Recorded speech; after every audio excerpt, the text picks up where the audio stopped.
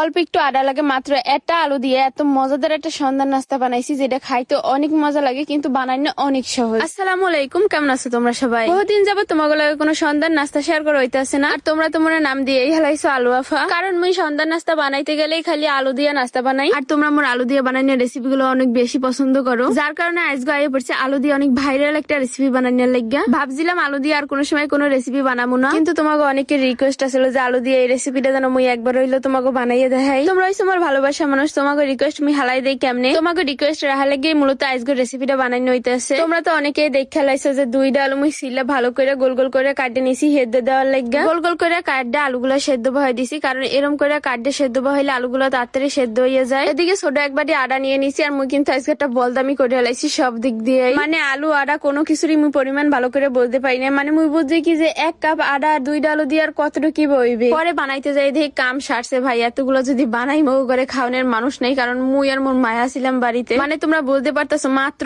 আধা কাপ আদা দিয়ে তোমরা 2 জন মানুষ ভরপুর খাইতে পারবা। আদার ভিতরে নুন তেল দুইনা গুঁড়োর জিরা দিয়ে ভালো করে মাখো মাখো করে নিয়ে নর্মাল পানি দিয়ে ভালো করে একটা ডো বানাই নিতে আসছি। এখন তোমরা স্টেপ বাই স্টেপ ভিডিওটা দেখতে থাও, আমি আগের ভিডিওতে 2-1টা কমেন্ট করে আইতে আসছি। আরবি আভা আপু, তোমার ভিডিও গুলো আমার খুব ভালো লাগে, তুমি আসবে বলে অনেক সুন্দর হয়েছে, আমি মাগুরা জেলা থেকে দেখছি। অন্তরে আক্তার, তোমাকে অনেক ভালো লাগে, আমি বরিশাল থেকে দেখতেছি। তোমাকে সবাই অনেক ধন্যবাদ যারা আমার ভিডিওতে এত সুন্দর সুন্দর কমেন্ট করো। আর এই ভিডিওটা তোমরা কিরকম জেলা দিয়ে দেখতেছো অবশ্যই কমেন্টে জানাই যাবা, নেক্সট ভিডিওতে কিন্তু রিপ্লাই দিয়ে দিব। তোমার কথা কইতে কইতে তো আলু হেদ্দ হয়ে গেছে, আর এখন আমি আলুটা ভালো করে ম্যাশ করে নিতেছি। আলু যেহেতু গরম, এটারে কি করে এটা দিয়েই ম্যাশ করতেছি। অল্প একটু ঠান্ডা হওয়ার পরে আদ দিয়ে ভালো করে মিহি করে ম্যাশ করে নিতেছি। আর এখন আলুটারে ভালো করে ভর্তা করে নিমু ধনিয়া পাতা কাঁচামরিচ আর পেস্ট দিয়া। লগে কিন্তু নুন আর জিরার গুঁড়িও দিছি, ঘরে যদি কর্নফ্লাওয়ার থাকে তাহলে দিয়ে দেবা, খাইতে কিন্তু তাহলে অনেক বেশি ক্রিস্পি লাগবে। এখন আর তেমন কোনো কাজ নেই, ভালো করে একটা গোল করে রুটি বানাই নিমু, তবে অনেকটা বড় হইতে হইবে, ছোট হইলে কিন্তু আবার ভালো মতন হইবে না। আর এখন কিন্তু আলুটা ভালো করে সেট করে নিতেছি, তবে অর্ধেক পাটে দিয়ে দিছি আর অর্ধেক পাট ঢেকে দিয়ে দিছি। আর এই তো হাত দিয়ে ভালো করে সেট করে তারপরে ছুরি দিয়ে কাটে নিতেছি। আর তো তোমরা অনেকেই বুঝে গেছো যে আমি এটা কি বানাইতেছি, এরপরে তোমাকে শেষ পর্যন্ত দেখাই দিতেছি। আর দিয়ে 2 পাশ দিয়ে ধরে একটা পেছানি দিয়ে দিলেই কিন্তু সে পাইয়া পারবে। বানাইনে কিন্তু অনেক বেশি সহজ, মোর তো সবগুলো বানাইনো হয়ে গেছে। আর এই তো তেলের ভিতরে দিয়ে ভালো করে লাড়াচাড়া করে ভাজে উড়াই নিলেই কিন্তু রেডি এই সন্ধ্যার নাস্তাটা। এগুলোর তো একটা নাম আছে কিন্তু মুই তো ভুলে গেছি, তোমরা যারা জানো অবশ্যই কমেন্টে জানাই যাবা। মাশাআল্লাহ, দেখো দেখতে কতটা সুন্দর লাগে, খালি দেখতে না খাইতেও কিন্তু মজা লাগে, এক পদের চিপসের মতন লাগে খাইতে। তোমরা যারা এটা বাড়িতে ট্রাই করবো, উপর দিয়ে একটু বিট লবণ ছিটাই দেবো, তাইলে কিন্তু হুবহু ওই চিপসটার মতন লাগবে। আজকের ভিডিও আর বেশি বড় বানাবো না, নেক্সট ভিডিও পর্যন্ত সবাই ভালো থেকো, সুস্থ থেকো, আল্লাহ হাফিজ।